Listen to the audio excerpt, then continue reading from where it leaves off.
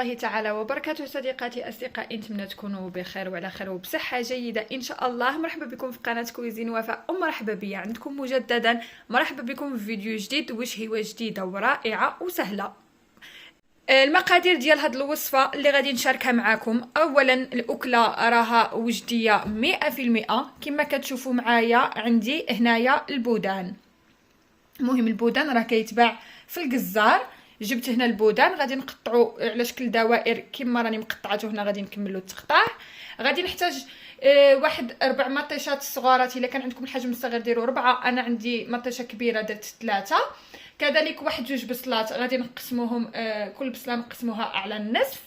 كذلك هنايا عندي في التوابل الملح، حبه كحله تحميره، شويه ديال الزعفران. غادي نحتاج شويه ديال زيت الزيتون، كاسمه والثوم بودره. مهم الثوم كيبقى اختياري. وكذلك غادي نحتاجو في هذه الوصفه ديالنا ورقه سيدنا موسى. خليكم معايا باش نكملوا طريقه التحضير وتعرفوا الطريقه بالتفصيل. راها اكله وجديه 100%. والصراحه انايا البودان كنت كنشريه كما كيبيعوه لنا في المدينه ولا كنقليه، ولكن هذه الوصفه عطاهاني واحد الصديق ديالي عزيز عليا، قال لي جربيها وما غاديش تندمي. وهنا غادي نجربها معكم ونشاركها معكم. اكيد ما غاديش نكون بخيله ونشارك معكم هذه الوصفه الجميله والبنينه على بركه الله. كما كتشوفوا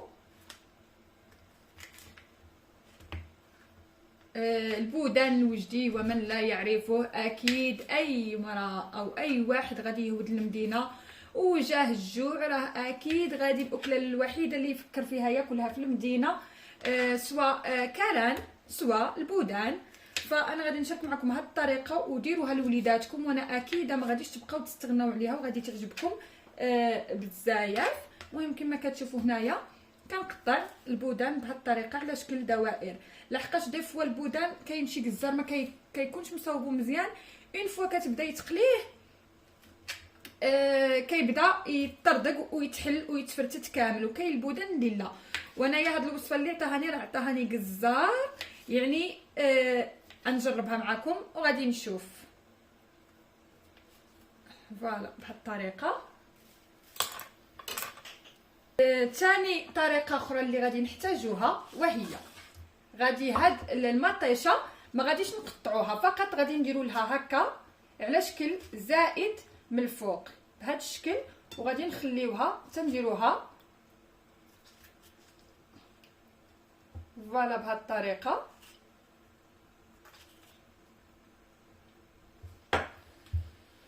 هنايا البنات كما قلت لكم، كما كتشوفوا جبنا الكوكوطه، غادي نوضعوا فيها البصله والمطيشه.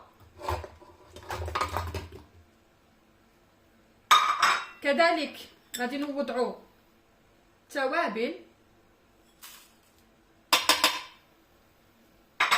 وورقه سيدنا موسى. انا بالنسبه لورقه سيدنا موسى ما راهاش متوفرات لي الان، فقط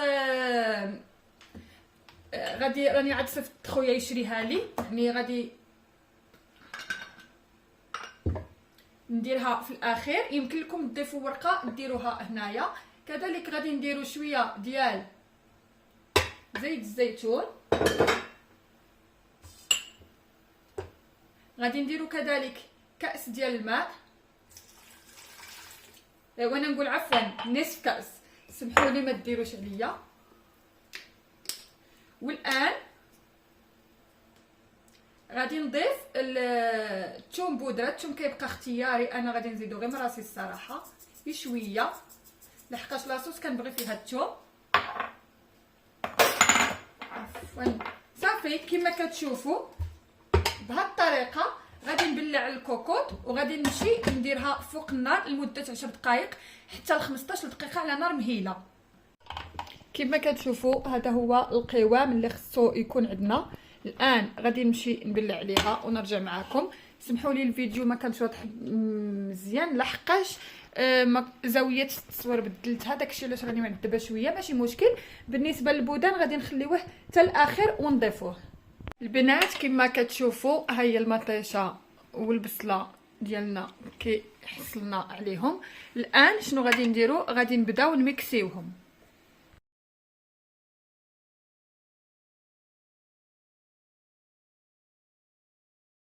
مهم هنايا كما كتشوفوا جبنه مقله، وغادي نبداو نخويو فيها ديك لاصوص اللي درناها، وغادي نديروها فوق النار غير تعقد لنا شويه، وغادي نضيفوا عليها البودان.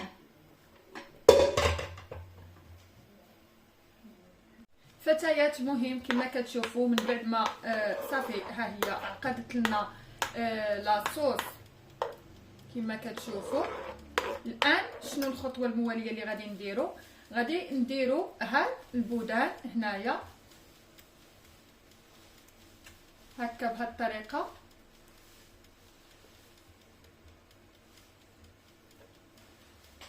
ونرجعوه صح ما يطيب شويه، يدخل شويه ديال الطياب، ديجا اصلا هو راه طايب، ونحيدوه.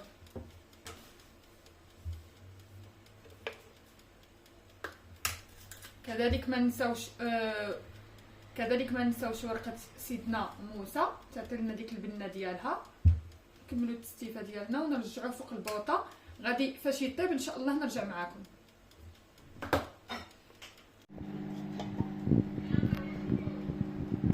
صديقاتي اصدقائي، هذا هو الطبق ديالنا، البودان بطريقه مختلفه بلا صوص. مهم طيشه وبصله، راه كيجي فعلا رائع وزوين. يا سلام، راه غير الرائحه ديالو اللي كتعطيبنا هنا تبارك الله بلا ما نشهيكم فيها. نتمنى تجربوه وتخليو لي الاراء ديالكم في التعليقات. الناس اللي اول مره اكتشفوا القناه ما تنساوش تضغطوا على زر الاشتراك وتفعلوا الجرس هكا يوصلكم اي جديد نحطه في القناه ديالي. والناس اللي دائما متابعيني وداعميني شكرا لكم. ما تنساوش تلايكيو لا فيديو وتبارطاجيوها مع لي زامي ديالكم. نقول لكم نتلاقاو في فيديو اخر ان شاء الله. تهلاو في راسكم، دمتم بخير.